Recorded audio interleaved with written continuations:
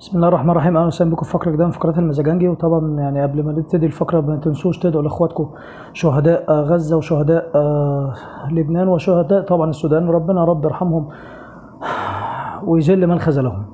طبعا نتكلم يا جماعه على بيانات الاحتواء اللي بقت منتشره دلوقتي. طبعا قبل ما نتكلم على الكلام ده هنرد برضه على كام رد كده حصل. طبعا يعني بعد مباراه الزمالك والبنك الاهلي، النادي الاهلي طبعا قدم بيان. وطبعا احنا كلنا قلنا يعني هو النادي الاهلي هل طرف في الموضوع؟ هل اتكلم في الموضوع ده؟ لا طبعا. حصل بعدها مباراه الاهلي وطبعا يعني خطا فادح طبعا الحكم رضا ناجي والحكم طبعا محمود البنا. طب يا جماعه نتكلم بقى على اعلامنا المحايد الجميل. هل حد اتكلم عن تسريب البيانات غير بس ان هو ابراهيم عبد الجواد؟ كله طبعا يا اخوانا قطع في محمد عادل. وطبعا محمد عادل ساعتها طلع دافع عن نفسه وقدم بلاغ للنائب العام ضد كذا واحد. طبعا بقى اخوانا نادي الزمان، طبعا بعد ما نتكلم على الكلام ده طبعا نرد بقى على الاخ احمد شوبيري اللي قال لك ان كابتن صالح سليم رحمه الله طبعا الاب الروحي للاهلاويه كلهم وطبعا محبوب لبعض الزملكاويه. طبعا الراجل قال لك اعطوا للاهلي العداله التحكيميه. على فكره يعني يا شوبير انت ما بتذاكرش كويس، لان الموضوع ده الكلمه دي قالها كابتن محمود الجوهري الجنرال طبعا رحمه الله. طبعا يعني معروف في كل الوسط العربي خاصه في دوله الاردن. وطبعا يعني كالعاده شوبير بسم الله ما شاء الله برنامج حارس الاهلي كله 75% زمالك. يعني ده انت بقيت ابراهيم سعيد الثاني يا جدع. وطبعا شوبير يعني ما بيبطلش تدليس وكذب، فعارفين طبعا شوبير والكلام ده. طبعا نرد على سيكا سيد عبد الحفيظ اللي طبعا بيقول لك ان الاهلي مظلوم تحكيميا وان الزمالك بيتجامل. يا سيكا معروفه، انت اصلا ارقام تليفونات الحكام معاك. يعني دي معروفه يا سيكا من وانت مدير كوره في النادي الاهلي. فلا تعليق عليك يا سيكا. وطبعا احنا قلنا التعليق، طبعا يعني التعليق الثاني اللي هو بيضحكنا اللي هو بتاع ان محمد صلاح قدامه كتير عقبال ما يوصل للخطيب. ماشي يا عم.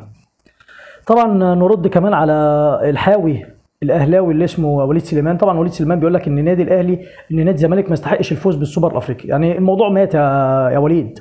وبعدين انت بتقول ان الزمالك كسب بركلات الجزاء. طب فبنفس المنطق النادي الاهلي ما يستحقش السوبر المصري، ما هو لانه فاز بركلات الجزاء. ده بنفس المنطق بتاعك. طبعا يعني مع احترامي لاخواتي الاهلاويه هم بياكلوهم تبن قبل ما بيطلعوا يتكلموا.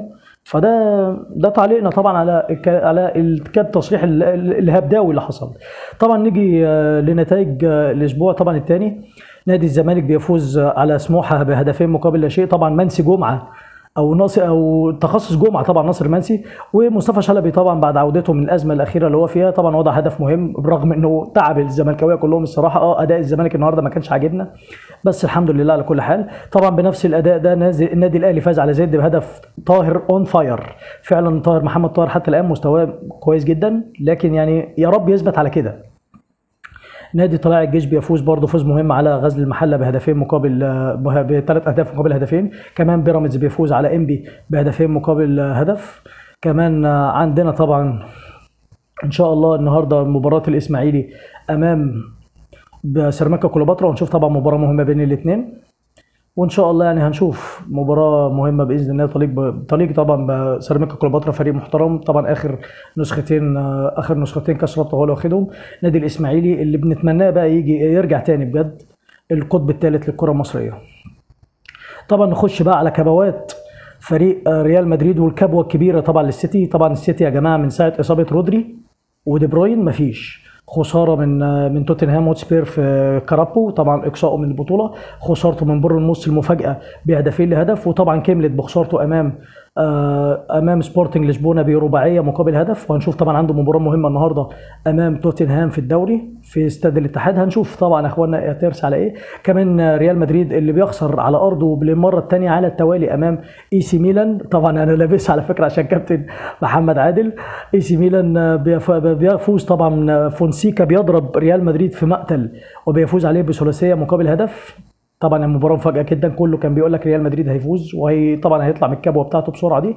لكن هنشوف طبعا المباراه الجايه هتسفر عن ايه لريال مدريد. وحتى الان فعلا يعني علامه استفهام كبيره على مبابي. وقلناها قبل كده الدلع اللي كان بيشوفه مبابي في باريس سان جيرمان صعب يشوفه في مدريد. قلنا الكلام ده 100 مره والله العظيم. وقلنا الكلام ده في الجروب بتاعنا كمان. طبعا كمان ارسنال مسلسل الكبوات مستمر برضه. بيخسر امام انتر ميلان بهدف تشانالوجلو من ركله جزاء. كمان طبعا لا تعليق طبعا عن اللي حصل من امستردام والجماهير طبعا الصهاينه اللي فعلا بنتمنى لهم كل اذيه.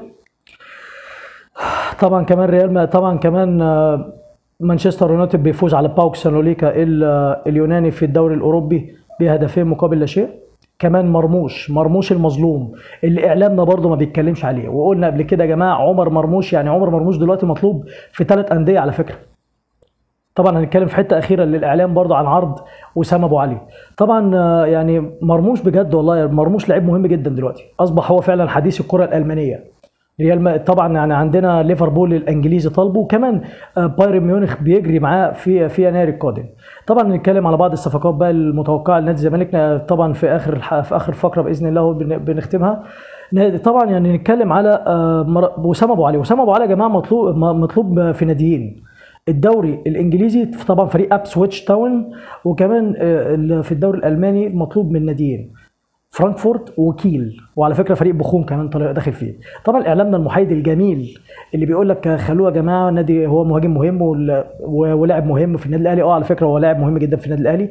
نفس الاعلام ده لما جت عروض زيزو قال لك يا جماعه سيبوه ياخد فرصته، سيبوه يعمل وسيبوه. بجد والله انتوا ما بتعرفوش تبقوا محايدين ابدا، بجد والله ما بتعرفوش تبقوا محايدين. كمان في اجتماع حصل من كابتن حسين لبيب لاشرف صبحي طبعا لبحث التطورات المحيطه بنادي الزمالك والازمه الاخيره، وطبعا شكروا على الازمه الاخيره اللي حصلت، وبرده كم موضوع طبعا اللي حصل في البرامج طبعا اللي فعلا موجهه ضد الزمالك دلوقتي. وفي ايجاري قريب جدا من نادي الزمالك بعد رحيل سامسون اكينيولا، خلاص يعني بنسبه كبيره ممكن نلاقيه في يناير. طبعا يا جماعه اتمنى ما كنتش تقلت عليكم. حافظ الله فلسطين، حافظ الله غزه، ويعني ربنا يسامح كل من خذلهم. السلام عليكم.